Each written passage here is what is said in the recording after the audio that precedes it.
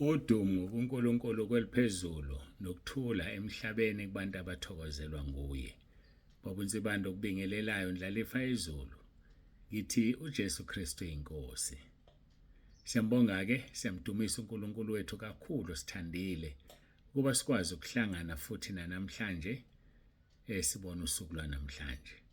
Izolo ke ngifake inkonzo yangesonto besiphathela umprofetikazi uZamangwane Mkhonto. Siyambonga kuNkulunkulu kakhulu. Ngesonto besisembuba. Saphatheka kahle ngendlela emangalisayo embuba. Bazalwane babekhona ngagcina ke mina embuba. Ibranch inamalunga awu3 kunabazalwane abawu3. Ngendlela sebebaningi ngayo ngimangalile. Siyambonga uNkulunkulu kakhulu bantu basembuba. Hlalani enkosini uJesu ninamathele kuye. Ngeke nizisole masenifika phambi kwesihlalo sokwahlulelwa. Ngeke nizisole masenifika phambi kwenkosi yethu uJesu Kristu. Hlalani kuyeke. Siyambonga uNkulunkulu kakhulu ngakho konke nisenzele khona. Siyambonga uNkulunkulu asewuvala umlomo. Mangithi hawu ibhuthi igcwele ngizobeka lezi zinto engisebenza ngazo mangirekhoda ku YouTube ngifica ibhuthi igcwele. Hawu abazalwane banikele kangaka Nkosi yami. uNkulunkulu anibusise. Izaga 10:22 isibusiso sika Jehova siyacebisa akenezeli usizi kuso. Siyambonga ngendlela emangalisayo uNkulunkulu ngani. Kwangathi anganibusisa avimba okudlayo emasimini enu niwalimayo, avimba okudlayo kwigrocery enithenga esitolo. Niphile nje nisalindile, sonke silindile ukubuya kwenkosi uJesu. Kungenzeka abuye esasilanda nga-1:1 kanti kungenzeka abuye esilanda ibandla, kodwa sekuseduze kakhulu ukuthi azolanda ibandla. Asihlaleni ke silungile. Siyambonga uNkulunkulu. uNkulunkulu akawadla amandla omuntu. Cha. uNkulunkulu akawadla amandla omuntu. Ukulunga enikwenzile kithi, izipho enisenzele zona, uNkulunkulu uyabona. uNkulunkulu anibusise. Lenkonzo eniyenzile yenza uNkulunkulu simdumise ngendlela emangalisayo. uJesu Kristu inkosi. Ngiyacela ke sithandaze sisondele kuNkulunkulu nangayo lenkonzo. uJesu Kristu inkosi.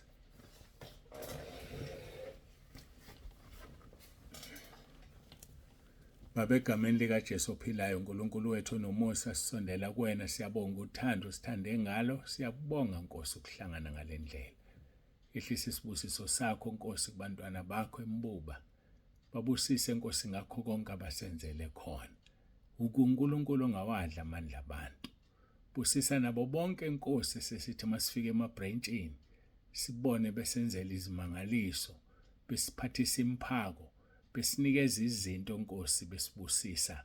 Ngiyacela ubabusise, uyabazi wena uwandla amandla omuntu kakhulu umuntu ekwenzela Nkosi abantwana bakho.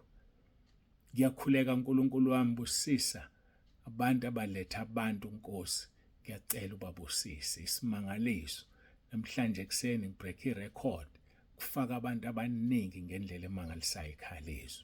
Siyabonga Nkosi, abantu abangaphezulu ka40 angikhumbuli ngikwenza ngelinye ilanga. Babusise Nkosi bonke abaletha abantu.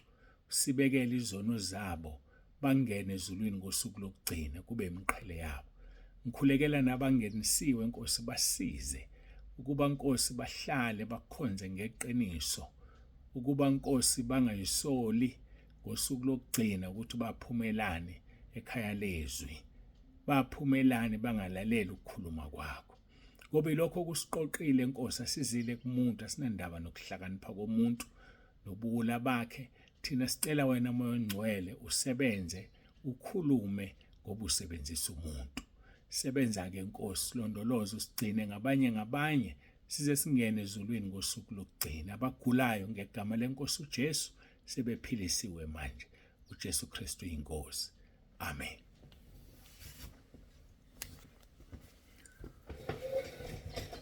Siyambonga kakhulu ke uNkulunkulu bangcwele, siyambonga abazalwane Sizoqhubeka ke nayo ke inkonzo yethu ubunye kuKristu.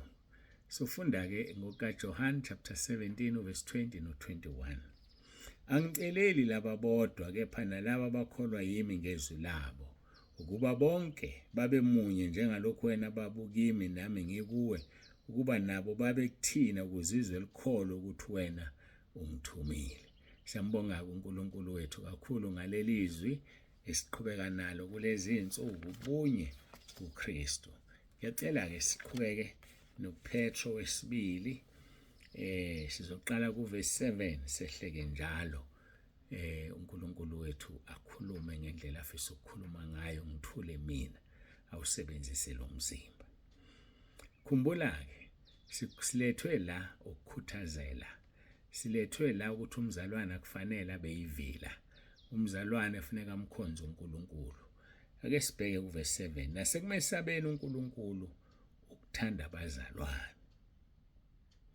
Ngamagama ekumesabeni uNkulunkulu kwelekeleka ukuthanda abazalwane. Nasekuthandeni abazalwane lukhulu uthando lokuthanda uNkulunkulu. Verse 8. Ngokuba uma lezo zinto zikhona kini zivama ziyanenza ningabi ngabavilaphayo nabangenazithelo ekwazini iNkosi yethu Jesu Kristu. Uyazifuna ithelo uJesu, uyazifuna ithelo. Ngakho ke kusenza singabi ngabavilaphayo ukukhuthala. Ngakhumbula ukaJohn chapter 15 verse 16. Uthi aningikhethanga nina kodwa mina nginikhethile nina. Nganibeka ukuba niphume nithele izithelo nezithelo zenu zihlale, ukuba noma yini niyakuyicela ukuba begameni lami anikeze lona. Asimkhethanga uJesu, uyena osikhethile. Wasikhetha wayesesibeka ukuba siphume sithele izithelo. Ngibambelela igama ukuthi niphume. Izithelo zifuneka abantu bangaphandle. Yebo, abasekhaya kufanele bazi ukuthi ngiyamkhonza uNkulunkulu, kodwa abantu abazodla lezi zithelo mangiphume. Yebo, ebandleni bayazi ukuthi ngikhonza uNkulunkulu, kodwa mangiphume, mangihamba emgwaqeni ngiyabonakala yini?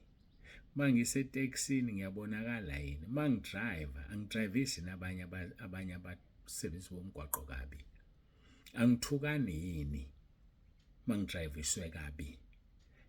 Khona usukhipha lenhlamba yeminwe. Kodwa abazalwane, umzalwane, umfundisi athuka inhlamba azasho athi ngale kwakholo lokhona indoda. Kwanakho nithi singabefundisi nicabanga ukuthi cha. Masingabefundisi nje sizingane singobusho sithambile. Abantu bagibela phezulu kwamakhanda ethu, ngoba kahle kahle abagibeli phezulu kwawethu, bagibela phezulu kwaweNkosi uJesu uqobo, ngoba sigitshelwe. So into edingakalayo nje kuthina ukuthi sibekiwe ukuthi siphume bese sithela izithelo, nezithelo zethu zihlale ukuze noma yini esicelayo iNkosi senzele. Uthi usinikileke lezi zinto ukuze sithandane. uNkulunkulu wethu ufuna sithandane. Ake sikhuthaleni ke bazalwane, kuyakhuthalwa. Sibuyele lapha encwadini kaPetro. Nasekumesabeni uNkulunkulu nelekela ukuthanda abazalwane. Nasekuthandeni abazalwane kubuya uthando, nelekela uthando lokuthanda uNkulunkulu. Ngoba lezi zinto uma zikhona kini zivama ziyanenza ukuba ningabe ngabavilaphayo nabangenazi izithelo ekwazini iNkosi yethu Jesu Kristu. Khona izithelo ezokuthi uyamazi, yabona ke lithanda ukujula. Isikhathela abantu ethi ngasindiswa kwaba ukuthi nokuthi. Yazi kube ngiyazenzela ngabe niyaliyeka leli gama lokuthi nisindisiwe, ngoba liqeda amandla. Afika incoma umuntu athi ngisindisiwe egameni likaJesu, abese ezothi ngihlulwa isona esithize. Sikuhlula kanjani usindisiwe ngoba phela kusho ukuthi awusindisiwe wena? Awusindisekile wena. Umuntu osindisiwe usindisekile. Umuntu osindisiwe akasenzi isono. Umuntu osindisiwe akaphile esonweni. Ube nesibindi sokuthi uthi usindisiwe wena, kodwa bese uzoletha inkinga yesono. Mina ngibona ukuthi zilethela inkinga yesono nje, uyeke ukuchaza izinto eziningi ngoba asizidingi. Ukhuluma amanga kahle. ufunda uJohn chapter 8 verse 44 athi uJesu mfuze uyihlo uSathane ngamanga waba umbulali wasekuqaleni. Asiwayekeni amanga bazalwane. Usho kanjani ukuthi usindisiwe ungasindisekile? Usho kanjani ukuthi usindisiwe kusenezinto ezikulandelayo kunezono ezikuwe isabela kuwe? Makukhulunywa ngolaka lusabela kuwe. uShumayeli chapter 7 verse 9 uthi ulaka luhlala ezifubeni zewulu. Indaba makukhulunywa ngolaka lusabele kuwe. Indaba makukhulunywa ngobufebe busabele kuwe. Makukhulunywa ngokuhlobonga kusabela kuwe.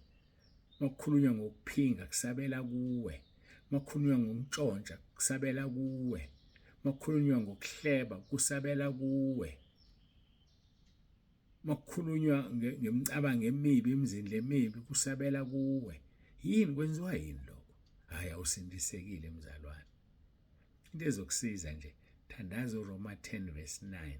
Zonke izinsuku mawulala usho emva kwami iVN nayo. Zonke nje izinsuku mawulala thandaza uRoma 10 verse 9. Kuzokusiza lo. Number 2, bhala bhuka qala busubhala phansi izono zakho. Kuzokusiza ukuqala ngokubhuka. Ngoba mawuqala ngokubhala izono ulayini uyakhula uyakukhulela. Qala ngokubhuka bese ubhala izono zakho. Ukuze ukwazi ukunqoba webazalwane hayi ngeke. Mzalwane kusabela izono kuye. Yabona nje sengizibalile nje usuphatheke kabi wena. Ziyasabela la kuwena. Usasho mina ngiyahluleka la. Hayi mina awuyazi kusabela izithombe zabanquni porn. Kusabela ukuthi uzibuka la efonini yakho njalo nje mawungakalali ufuna ukudlule lapha uyoyibuka. Hayi ngeke usuyibiza ngumntwana kaNkulunkulu uthi usindisiwe. Usukume ngesonto ukhohlisa ibandla uthi usindisiwe ufakaza. Yazi zonke lawo mangesihogweni la manga nje wakhulumayo. Bazalwana ke sihambeni ngobungcwele simkhonza uNkulunkulu. Uthi kuverse 9 ngokuba okungekho kuye lezi zinto uyimpumputhe ebonakala ififi ekhohliwe ukuhlanjululwa ezonweni zakhe zokuqala. Ayihlanjululwa mntaka baba umsukhohlwa ukuvuma izono. Musukhohlwa nje hlambuluka. Bese siya ke kuverse 10 esakhuluma ngaye. Ngakho ke bazalwane khuthalelani kakhulu ukwenza ukuqiniseka ukubizwa nokukhethwa kwenu. Ngokuba manenza lokho anisoze nakhubeka. Ngokuba ngokwenze njalo niyakuphiwa ngokwengcebo ungena embusweni waphakade wenkosi yethu uJesu Kristu. Sikhulumile ke kabanzi ngaleli verse ilona elisidonsa ukuthi sibuyele lapha. Kodwa sisekukho ukukhuthala. Ngiyalithanda laphana uPaul mayibhalela uTimotheo incwadi yakhe yesibili uchapter 2 sibheka uverse 15. Uthi khuthalela ukubuza iveze uthembekile kuNkulunkulu. Abantu abaningi bathanda ukuveza ukuthembeka kwabo kubantu. Kodwa leli izwi lisho okuhlukile. Khuthalela ukubuza iveze uthembekile kuNkulunkulu. Musuba nendaba nomuntu. Thembeka kuNkulunkulu, yena onezulu, yena onesihogo. Khohlwa umuntu. Kuzokusiza ngani ukuzuza izwe lonke ulahlekelwe ukuphila kwakho? Kuzokusiza ngani ukuzuza abangani abaningi abaseqophelweni eliphezulu kodwa ulahlekelwe ukuphila kwakho? Ngeke kukusize mntaka baba. Khuthalela ukubuza iveze uthembekile kuNkulunkulu. Ube yisisebenzi esingenawo amahloni. Amahloni ayisona, amahloni ajeziselwa. Asiphumene emahlonini bakithi. Yeka nje ukuba namahloni. Ayeke amahloni. Thandaza ucela uNkulunkulu asuse amahloni kuwe. Ngakho ke lithi khuthalela ukubuza iveze uthembekile uNkulunkulu uyisisebenzi esingenamahloni. Esiqondisa kahle izwi leqiniso. Liqondise izwi leqiniso. Likhulume nje iqiniso. Mawushaya ushayelwa lona kulungile. Mawuzonda uzondelwa lona kulungile. Mabekubandlulula abanye abefundisi ngoba wena uqinisa kakhulu kulungile. Iqiniso selithanda. Ngakho ke qondisa kahle izwi leqiniso. Ungalenzi libe izwe lamanga. Mntaka baba inkosi yethu uJesu Kristu asifele esiphambanweni ukuba siphume ezonweni, siphume emangeni, siphume phansi kolaka lukaNkulunkulu. Ngakho-ke khuthalela ukuba uziveze uthembekile kuNkulunkulu, ngoba uma uthembeka kuNkulunkulu nasemsebenzini uzathembeka. Uma uthembeka kuNkulunkulu uzofika early emsebenzini, isona ufika late. Uma uthembeka kuNkulunkulu uzothatha ilunch ekufanele ngesikhathi esikufanele, awuzubuya emva kwesikhathi noma uhambe kuqala. Uma uphulwa kuyaphunywa sekuyiwe ekhaya uphuma kuqala ezingakashayi kusasela amanenjana, kodwa ufuna umholo wakho uphelele. Uyeba nje, weba isikhathi, weba imali. Webazalwane, uNkulunkulu akayifuni leyo nto. Khuthalela ukuba uziveze uthembekile kuNkulunkulu. Ungantshontshi emsebenzini, ungantshontshi ekhaya. Thembeka. uNkulunkulu ufuna abantu abathembekile kuyena. Ake sihlehle kancane sibheke uverse 11 no-12 kubo laba besibili baseKorinte chapter 2. Likholekile lelizwi lokuthi ngokuba uma safa naye siyakuphila naye futhi. Verse 12. Uma sikhuthazela siyakubusa naye futhi. Yayibona indaba sekukhuthazeleni. Siyobusa naye futhi. Uma simphika naye uyakusiphika. Uma singathembeki yena uhlale ethembekile ngokuba akanakuziphika. Uthembekile wena na? Uhlale ethembekile uNkulunkulu wethu ngoba akanakuziphika. Wangathi uNkulunkulu angakusiza. Ungabambelela kuNkulunkulu. Uphile impilo engcwele, uhambe ngobuqotho. Ngiyacela ukuthi ngikhuleke simbonge uNkulunkulu. Jesu Kristu uyinkosi.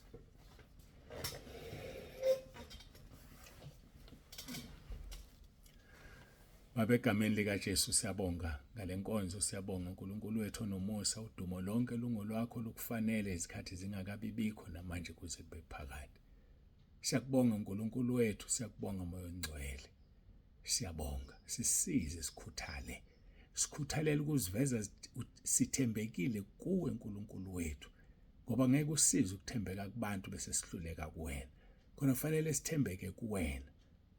Inhliziyo yethu ivumelane, ifakazelane nokuthembeka kwethu kuwe. Busisake Nkosi abazoyilalela lenkonzo. Kuwonke ama-channels osinikeze wona, uwenze umsebenzi olugcwala ibandla lakho.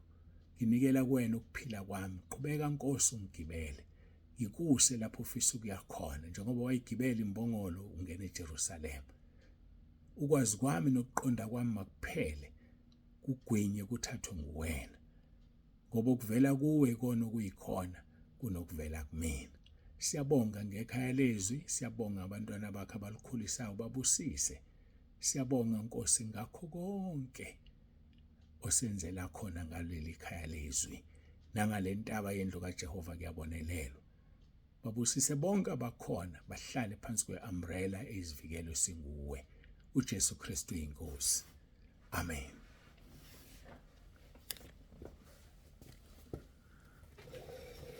Sambonga kakhulu uNkulunkulu, samdumisa bangcwele.